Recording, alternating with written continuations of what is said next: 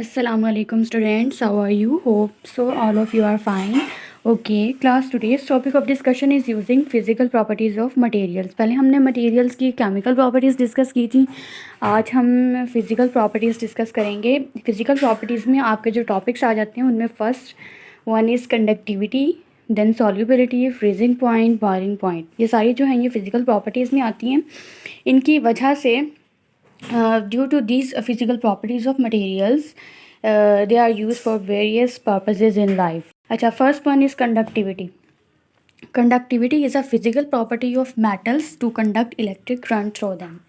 अच्छा, कंडक्टिविटी कहते हैं किसी भी चीज़ में से पास करने की एबिलिटी को. तो ये एक फ़िज़िकल प्रॉपर्टी होती है मेटल्स की, जो मेटल्स के अंदर मोस्टली जो है वो नॉन मेटल्स से ज़्यादा मेटल्स के अंदर एग्जिस्ट करती है. अब मेटल्स जो हैं वो इस प्रॉपर्टी की वजह से, कंडक्टिविटी की वजह से खुद में से इलेक्ट्रिक करंट को इजीली पास कर सकते हैं. अच्छा, अब मेटालिक वायर्स, यहाँ पे उन्होंने आपको एग्जांपल दी हुई है मेटालिक वायर, जिसमें एग्जांपल आती है कॉपर वायर की. Copper wire is spread in electric wirings in our homes, schools, industries and where the electricity is required. अब यहाँ पे सबसे बड़ी एग्जांपल मतलब मेटालिक जो मेटल से बनी हुई जो वायर्स होती हैं उनमें आपको एग्जांपल यहाँ पे मोस्ट कॉमन वायर जो यूज़ की जाती है मेटालिक वायरिंग में वो है कॉपर वायर. कॉपर वायर जो है वो मेटल है कॉपर एक, ठीक है. अब ये कॉपर वायर जो है, जो इलेक्ट्रिक वायरिंग्स घर में कंस्ट्रक्शन में जो हम वायरिंग्स यूज़ करते हैं होम्स में, स्कूल्स में, इंडस्ट्रीज़ में, जहाँ पे भी इलेक्ट्रिसिटी जो है वो रिक्वायर होती है, तो इलेक्ट्रिकल वायरिंग जो यूज़ की जाती है वो मोस्टली जो है वो बनी हुई होती है उससे, कॉपर वायर से. अब कॉपर वायर जो है वो एक मेटल है, ठीक है. इस तरह वो कह रहे हैं कि in this way the conductivity of copper is use for making use of electricity in almost every walk of life. तो इस तरह कॉपर की कंडक्टिविटी, कॉपर की ये खसूसियत होती है कि वो कंडक्ट करती है इलेक्ट्रिक करंट को खुद में से. इस कंडक्टिविटी की वजह से कॉपर वायर जो है उसे हम इलेक्ट्रिसिटी के पर्पस के लिए जो इलेक्ट्रिकल वायर्स हम घर में यूज़ करते हैं उसके लिए जो है इसे यूज़ किया जाता है. तो यहाँ पे आपको एक सिंपल सी एग्जांपल दी हुई है उन्होंने इस चीज़ की कि मेटल्स जो होते हैं वो इस तरह कंडक्टिविटी की प्रॉपर्टी की वजह से, कि उनके अंदर ये वाली प्रॉपर्टी होती है कंडक्टिविटी, जिसकी वजह से वो फिर जो हैं वो इलेक्ट्रिक वायर्स जो हैं वो एज ए इलेक्ट्रिकल वायर्स में उसे फिर यूज़ किया जाता है.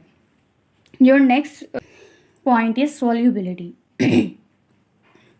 Water is an excellent solvent. Solubility कहते हैं कि किसी भी चीज़ में डिज़ोल्व करने की जो एबिलिटी होती है किसी भी सब्सटेंस की, वो उसकी सॉल्युबिलिटी कहलाती है. मोस्टली जो अर्थ पे सबसे अच्छा सॉल्वेंट जो है वो जो किसी भी सब्सटेंस को डिज़ोल्व करने की एबिलिटी रखता है उसमें सबसे पहले नंबर पे, फर्स्ट नंबर पे वाटर आता है, ठीक है. वाटर जो है वो एक एक्सीलेंट सॉल्वेंट है, ठीक है. Due to this property, water dissolves digested food and facilitate its passage into the blood through walls of intestines. अब यहाँ पे उन्होंने आपको सबसे पहले आपकी ह्यूमन बॉडी से रेलिवेंट उसकी प्रॉपर्टी बताई है कि वाटर क्या करता है कि आप जो भी खाना खाते हैं वो खाना हज़म होने के बाद ये क्या करता है, डिज़ोल्व करता है डाइजेस्टेड फूड को.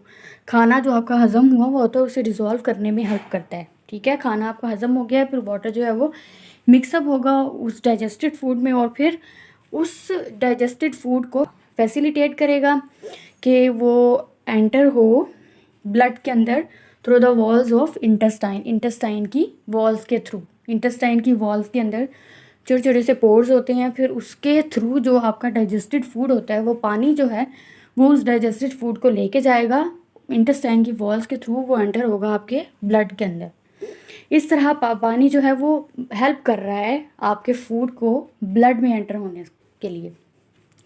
Most of the medicine are dissolve in water to be injected into the blood.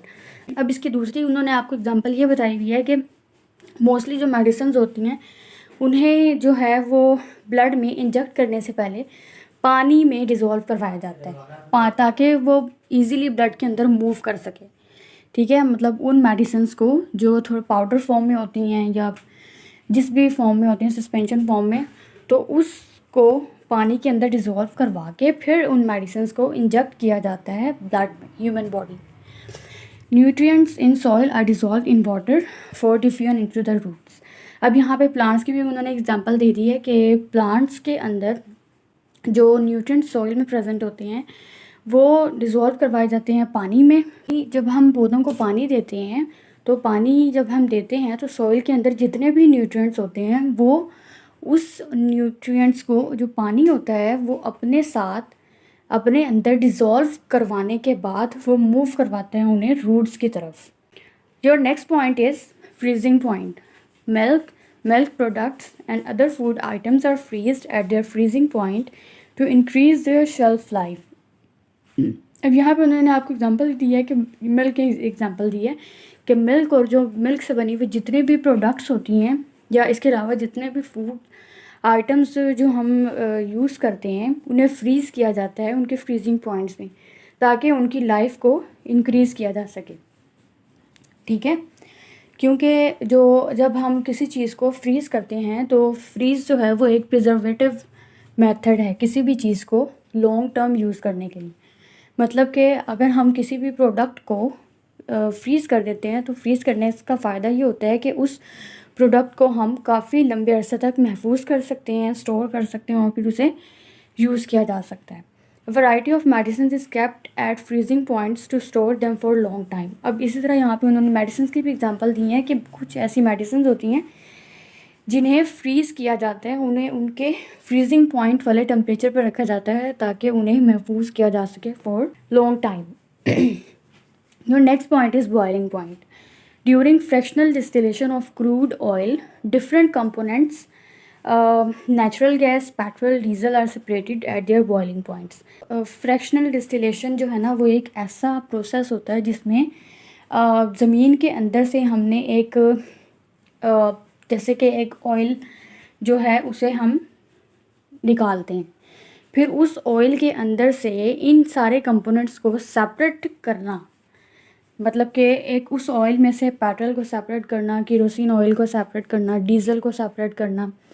तो उस ऑयल को जो क्रूड ऑयल होता है, मतलब कि जिसके अंदर सारे ये वाले कंपोनेंट्स जो हैं वो प्रेजेंट होते हैं, तो उस ऑयल को उसके अंदर से इन सब कंपोनेंट्स को सेपरेट करने के लिए जिस मेथड को हम यूज़ करते हैं वो मेथड जो है वो फ्रैक्शनल डिस्टिलेशन कहलाता है। ठीक है, अब वो कह रहे हैं कि बॉइलिंग पॉइंट के थ्रू हम इन सारे कंपोनेंट्स को सेपरेट कर लेते हैं। मतलब कि अगर जैसे कि पेट्रोल जो है उसका बॉइलिंग पॉइंट 100 है, तो जो उस क्रूड ऑयल को जब हम फ्रैक्शनल डिस्टिलेशन के प्रोसेस के थ्रू प्रोसीजर अप्लाई करेंगे ये वाला उस पर, तो होता क्या है कि जो पेट्रोल होगा वो 100 डिग्री सेंटीग्रेड पे, मैं वैसे आपको एग्जांपल में एज एन एग्जांपल बता रही हूँ कि पेट्रोल जो है वो 100 डिग्री सेंटीग्रेड पे बॉईल होना स्टार्ट हो जाएगा। बॉईल होगा तो वो वेपर्स की फॉर्म में सेपरेट कर लेंगे उस क्रूड ऑयल से। जैसे कि डीजल जो है अगर उसका बॉइलिंग पॉइंट जो है वो 150 है, तो वो 150 डिग्री सेंटीग्रेड पे बॉईल होना स्टार्ट हो जाएगा। तो जैसे ही वो बॉईल होगा तो वो फ्रैक्शनल डिस्टिलेशन के प्रोसेस के थ्रू सेपरेट कर लिया जाएगा। इस तरह फ्रैक्शनल डिस्टिलेशन के प्रोसेस के थ्रू जो है वो क्रूड ऑयल, मतलब कि ऐसा ऑयल जिसके अंदर ये सारे कंपोनेंट्स वगैरह प्रेजेंट होते हैं, उन्हें इस प्रोसेस के थ्रू सेपरेट कर लिया जाता है। Okay, that's all about our today's topic. Thanks for watching. अल्लाह हाफिज़।